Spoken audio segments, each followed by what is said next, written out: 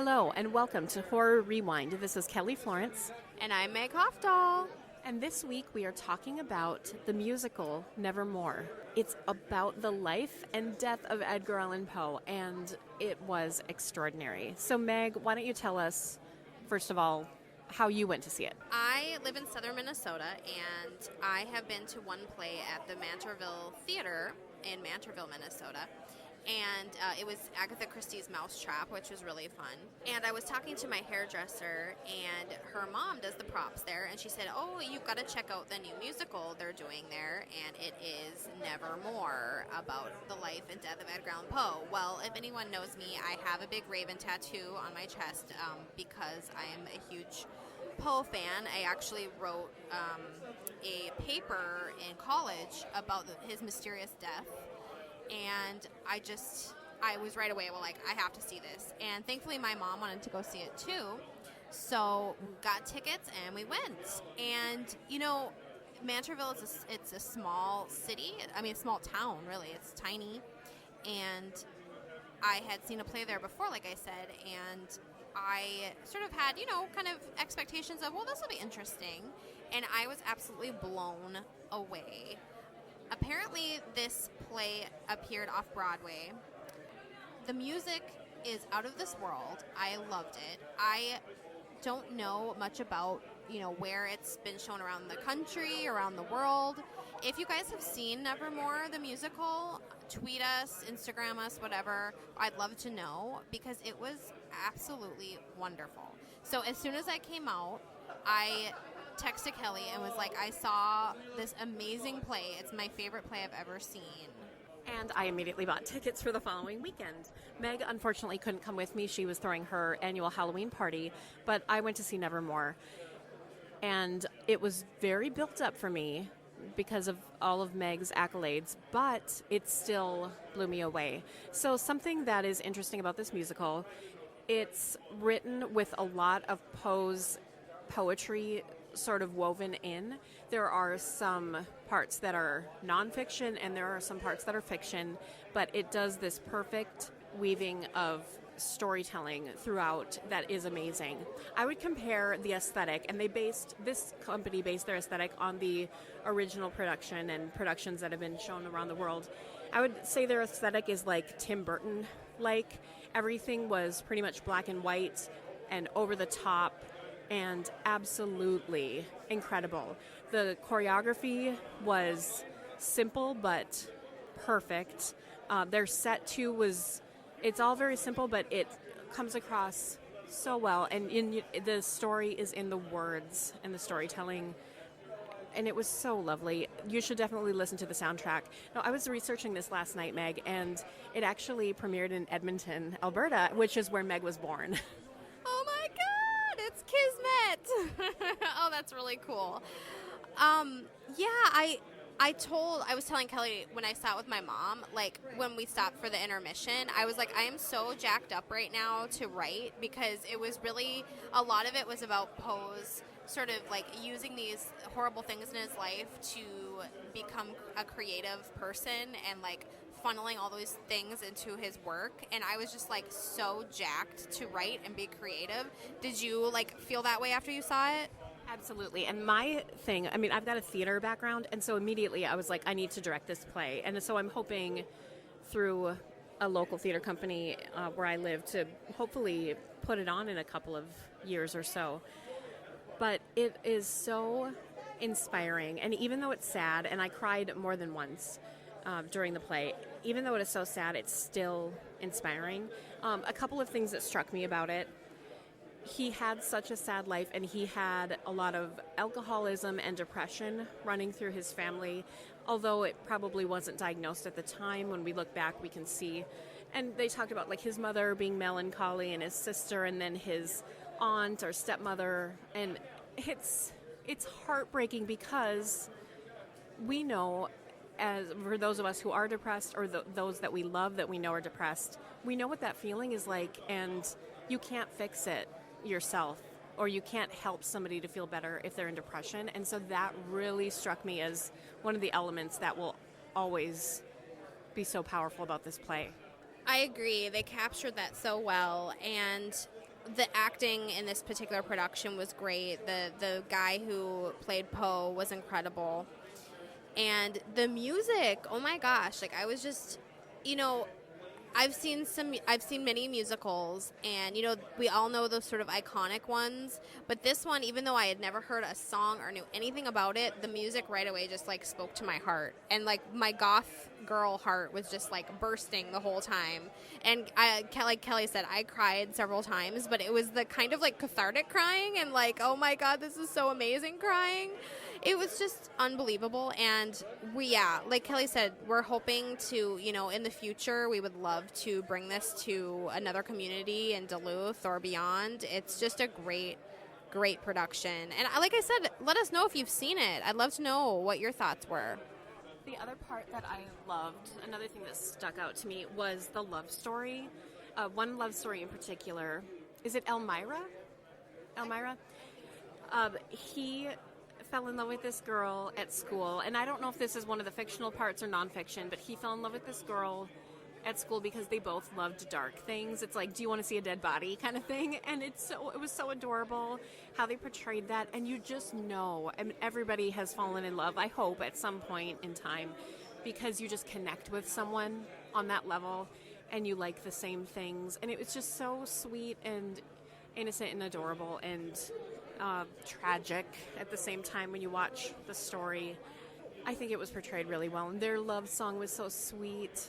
And yeah, I also agree what you were saying too, the Tim Burton aesthetic. It has such a Tim Burton aesthetic with the stripes even and the black and white, and the costumes were amazing. And oh my gosh, I could go on and on and on. It was really well done. Also, my mom, who I would not describe as goth, enjoyed it. So it really, I think, just struck a chord with everybody who is watching. And you can actually buy the soundtrack on Amazon or wherever too. So I recommend that if you want to listen to the songs, if you're a Poe fan. There's even songs, you know, including, like Kelly said, his poetry. So I ended up buying the soundtrack actually there at the theater because I'm like, I just need to own this immediately. And I bought it in intermission, so you know how much I loved it already. A little, some specifics about Nevermore the musical. It was written, composed, and directed by Jonathan Christensen originally, and the entire title is Nevermore, The Imaginary Life and Mysterious Death of Edgar Allan Poe. As I mentioned, it was originally produced in Edmonton, Alberta at the Catalyst Theatre. It also was performed at theatre festivals and theatres across Canada. It was also performed at the Barbican Theatre in London, which is where I saw Benedict Cumberbatch in Hamlet, and at the New Victory Theatre in New York City. It ended up winning some Sterling Awards when it came out in 2009, Outstanding Production of a Musical, Outstanding Director, Costume Design, Lighting Design, Original Score, Musical Director, Choreography, and then also won 2 Betty Mitchell Awards in 2011 for costumes and production. So it has quite a few accolades. I am also, like Meg, a fan of Edgar Allan Poe. What would you say are your favorite Edgar Allan Poe adaptations into horror movies? Oh, good question. Oh, wow. I have to think about that for a sec. You know, automatically I think of Vincent Price, and I think of The Pit and the Pendulum. Wow, I have to think on this. What are there any modern ones? Oh yes, there was the Dennis O'Hare episode of American Masters where he plays Poe. I haven't watched it yet, but here at Crypticon we were actually talking to some people and they said it was great. So I'm excited to watch that. And he plays Poe.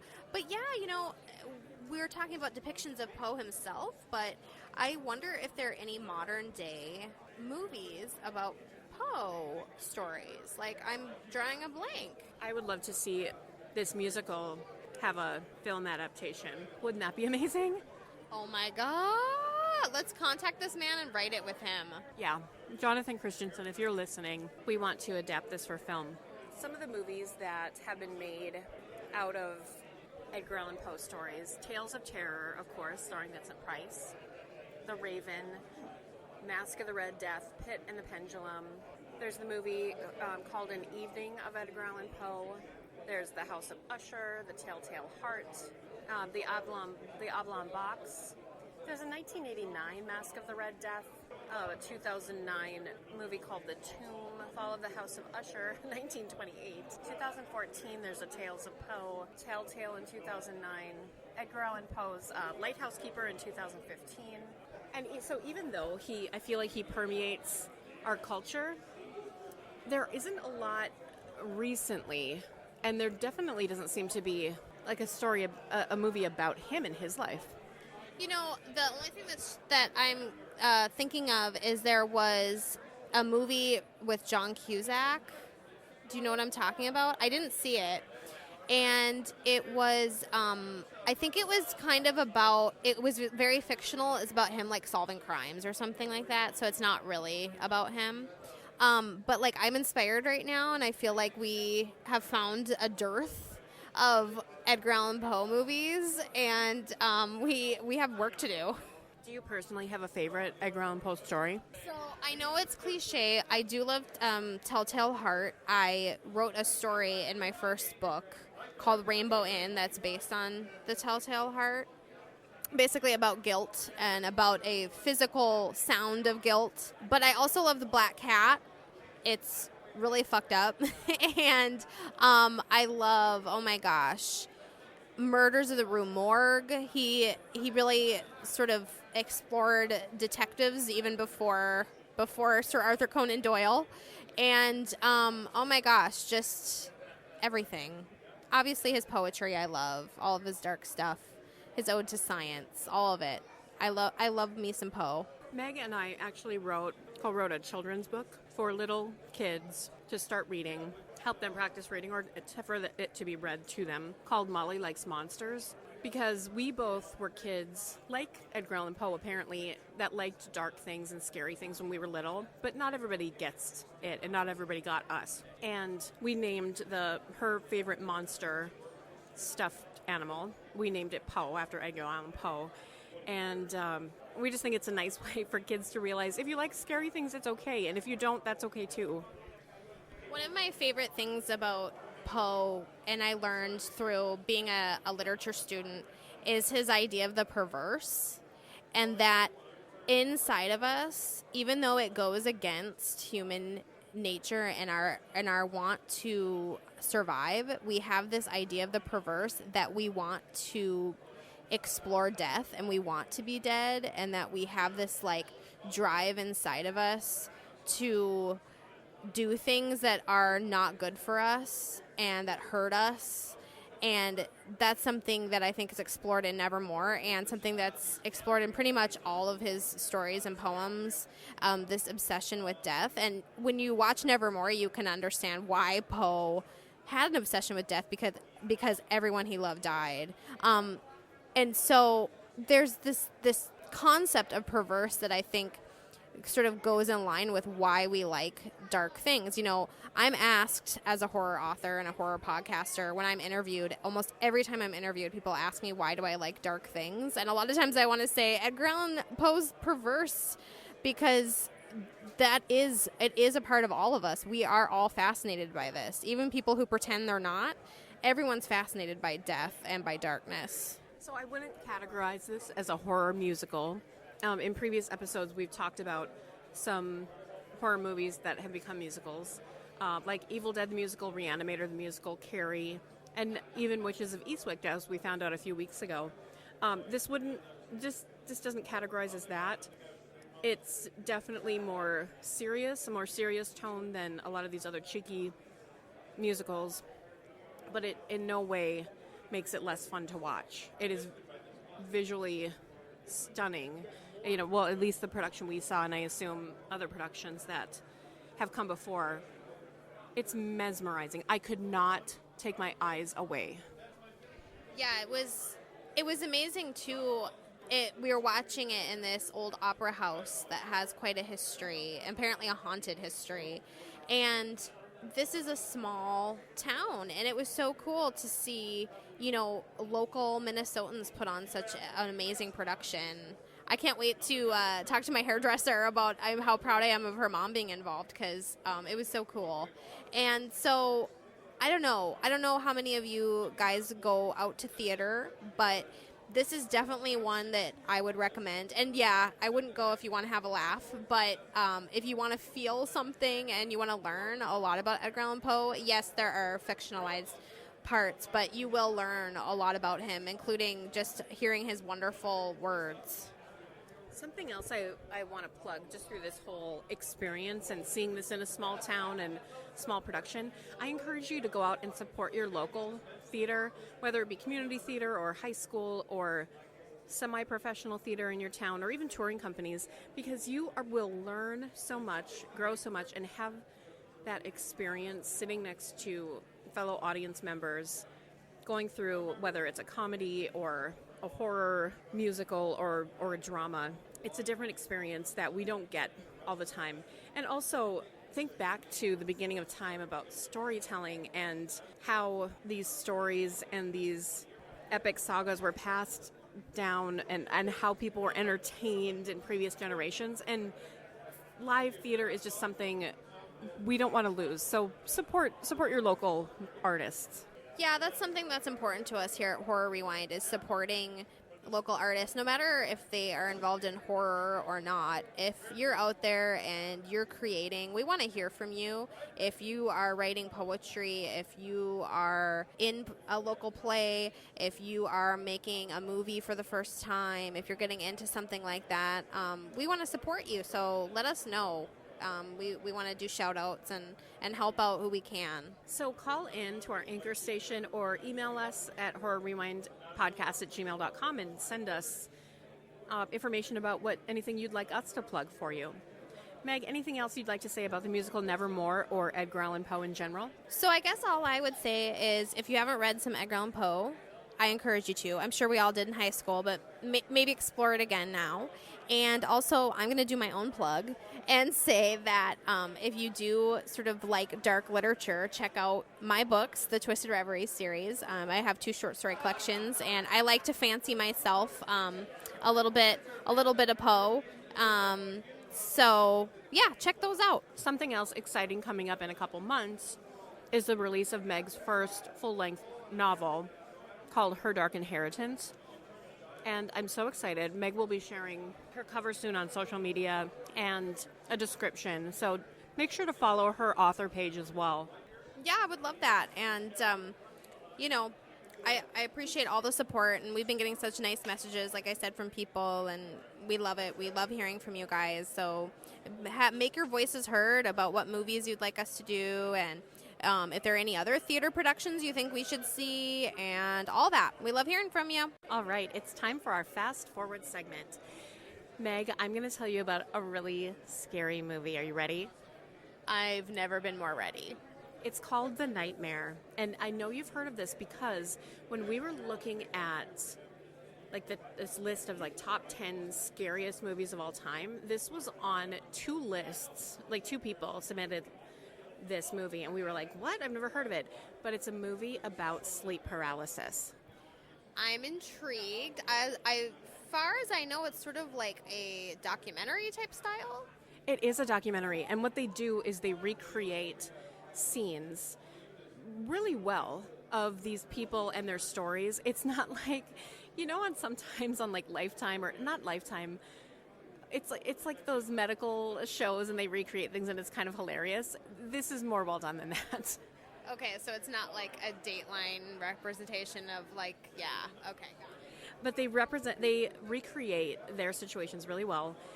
And it's different people. They go through their stories of when they've experienced sleep paralysis and they recreate it. And that's the scariest part, is imagining if this happened to you.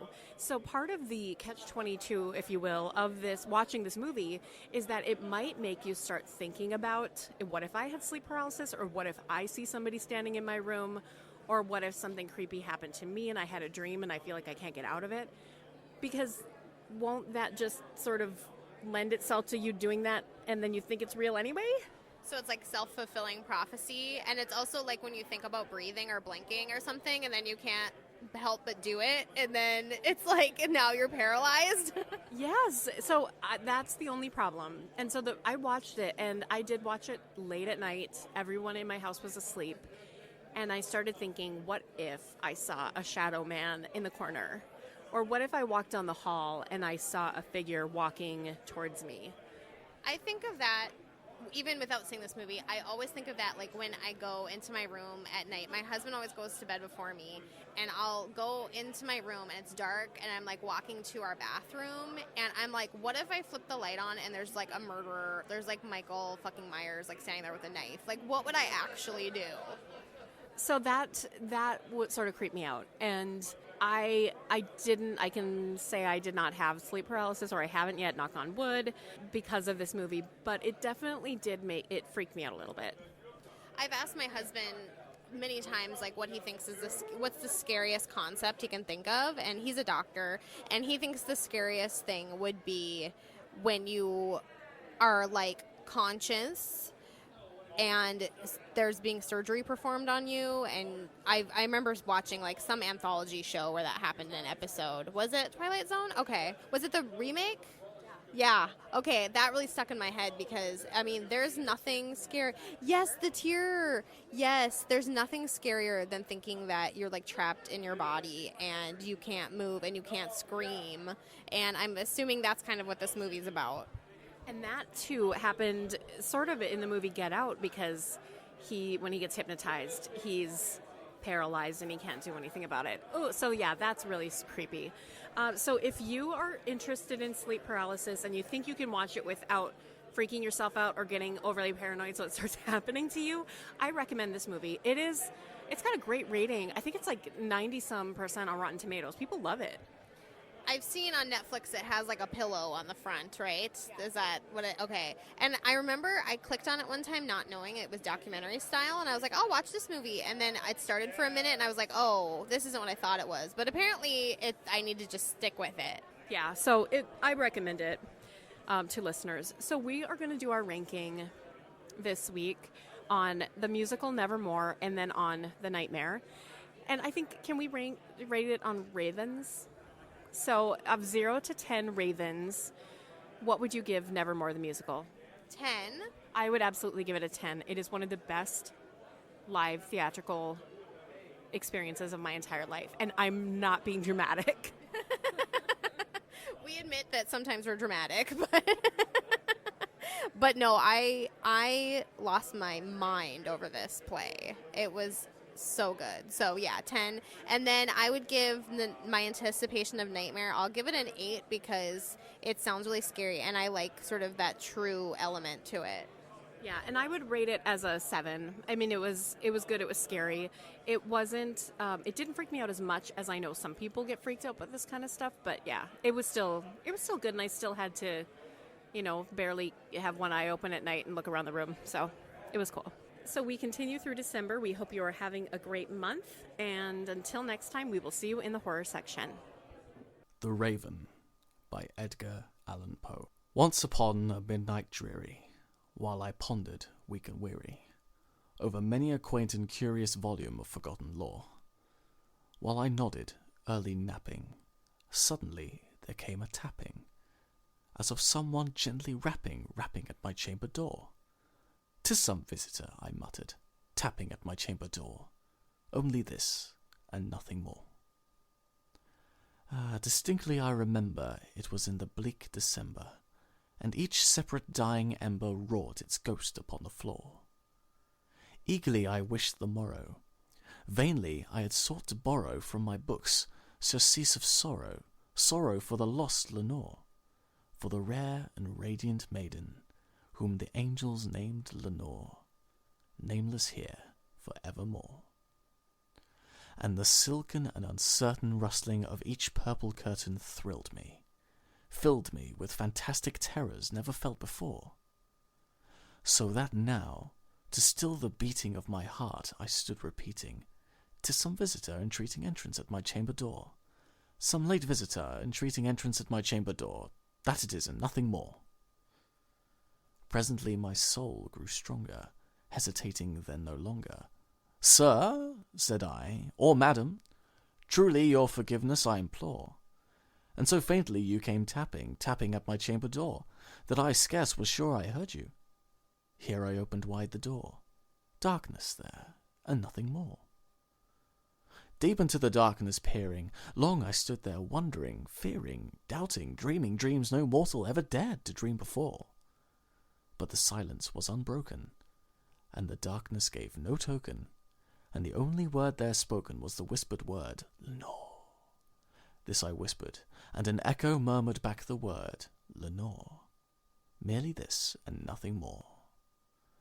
Back to the chamber turning, all my soul within me burning, soon again I heard a tapping, somewhat louder than before. Surely, said I, surely that is something at my window lattice. Let me see then, what thereat is, and this mystery explore. Let my heart be still a moment, and this mystery explore. Let my heart be still a moment, and this mystery explore. 'Tis the wind, and nothing more. Open here I flung the shutter, when with many a flirt and flutter, in there stepped a stately raven of the saintly days of yore. Not the least obeisance made he, not a minute stopped or stayed he, but with mine a lord or lady perched above my chamber door, perched upon a bust of Pallas just above my chamber door, perched and sat, and nothing more. Then this ebony bird, beguiling my sad fancy into smiling, by the grave and stern decorum of the countenance it wore. Though thy crest be shorn and shaven, thou, I said, art sure no craven, ghastly grim and ancient raven, wandering from the nightly shore. Tell me what thy lordly name is on the night's Plutonian shore. Quoth the raven, Nevermore. Much I marvelled this ungainly fowl to hear discourse so plainly, though its answer little meaning, little relevancy bore. For we cannot help agreeing that no living human being ever yet was blessed with seeing bird above his chamber door. Bird or beast above the sculptured bust above his chamber door, with such name as Nevermore. But the raven, sitting lonely on the placid bust, spoke only that one word, as if his soul in that one word he did outpour. Nothing further than he uttered, not a feather than he fluttered, till I scarcely more than muttered, Other friends have flown before. On the morrow he will leave me, as my hopes have flown before. Then the bird said, Nevermore. Startled at the stillness broken by reply so aptly spoken, doubtless, said I, what it matters is its only stock and store, caught from some unhappy master, whom unmerciful disaster followed fast and followed faster, till his songs one burden bore. Till the dirges of his hope that melancholy burden bore, of nevermore. The raven still beguiling all my sad soul into smiling, straight I wheeled a cushioned seat in front of bird and bust and door. Then upon the velvet sinking, I betook myself to linking fancy unto fancy, thinking what this ominous bird of yore, what this grim, ungainly, ghastly, gaunt, and ominous bird of yore meant in croaking Nevermore. This I sat engaged in guessing, but no syllable expressing to the fowl whose fiery eyes now burned into my bosom's core. This and more I sat divining, with my head at ease reclining on the cushion's velvet lining that the lamplight gloated over. But whose velvet violet lining with the lamplight gloating o'er? She shall press, nevermore. Then, methought, the air grew denser, perfumed from an unseen censer swung by seraphim, whose footfalls tinkled on the tufted floor. Wretch, I cried, thy Goth hath lent thee, by these angels he has sent thee, respite, and nepent from thy memories of Lenore. Quaff, oh quaff this kind of pant, and forget this lost Lenore. Quoth the raven, Nevermore. Prophet, said I, thing of evil, prophet still if bird or devil, whether tempter sent or whether tempest tossed thee here ashore, desolate yet all undaunted on this desert land enchanted, on this home by horror haunted, tell me truly I implore, is there balm in Gilead? Tell me, I implore. Quoth the raven, Nevermore. Prophet, said I, thing of evil, prophet still if bird or devil, by that heaven that bends above us, by that God we both adore. Tell this soul with sorrow laden if, within the distant Aiden, is it clasp a sainted maiden whom the angels name Lenore. Clasp a rare and radiant maiden whom the angels named Lenore. Quoth the raven, Nevermore. Be that word our sign of parting, bird or fiend, I shrieked, upstarting. Get thee back to the tempest and the night's Plutonian shore. Leave no black plume as a token that lie thou soul hath spoken. Leave my loneliness unbroken. Quit the bust above my door. Take thy beak from out my heart and take thy form from off my door. Quoth the raven, Nevermore. And the raven, never flitting, still is sitting, on the pallid bust of Pallas just above my chamber door. And his eyes have all the seeming of a demon's that is dreaming, and the lamplight o'er him that's streaming throws his shadow on the floor, and my soul from out that shadow that lies floating on the floor shall be lifted nevermore.